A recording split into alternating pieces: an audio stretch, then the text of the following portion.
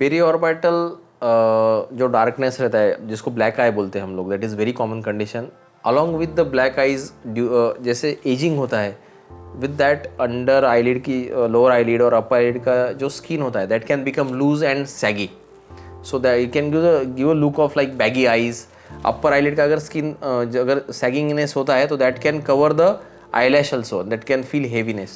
See, अगर milder सिर्फ pigmentation and all है that can be treated with either peel or low dose CO2 laser. Again completely pigmentation जाता नहीं है but we can reduce it with some medication. अगर थोड़ा सा advanced condition है, थोड़ा सा loose skin है, then that can be again treated with mesobotox or fillers is a good choice अगर age कम है तो. बट अगर if age जो है अगर वो 45 के above है, usually 45-50 के above है और स्किन बहुत ज़्यादा लूज है, तो ये मेडिकल मैनेजमेंट, टॉपिकल पील, लेज़र या फिर फिलर्स इतना हेल्पफुल नहीं होते हैं, स्पेशली अगर आपको सैगिंग स्किन है तो उस कंडीशन को ट्रीट करने के लिए जो प्रोसीजर है, सर्जिकल प्रोसीजर, उसको हम ब्लेफेरोप्लास्टी बोलते हैं. So blepharoplasty can be done for upper eyelid, that is upper eyelid blepharoplasty, और lower eyelid blepharoplasty. It's a surgical procedure.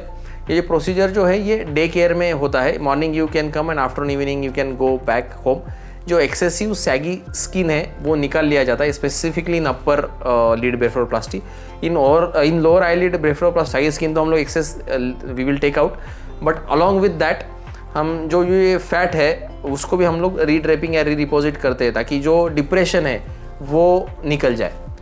So this is a procedure, again a very good and ideal treatment for your saggy skin of upper और lower eyelid. Scarring का बहुत ज़्यादा concern रहता है बहुत लोगों में. So basically the scar is hidden in upper eyelid blepharoplasty. जो अपर लीड का जो क्रीज रहता है उसमें ये हिडन होता है.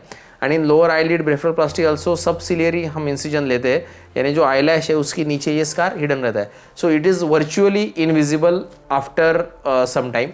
So if you are facing, or you near anyone in nearby your circle is facing these conditions, then do visit your nearby plastic surgeon, and blepharoplasty might be the procedure of choice for you.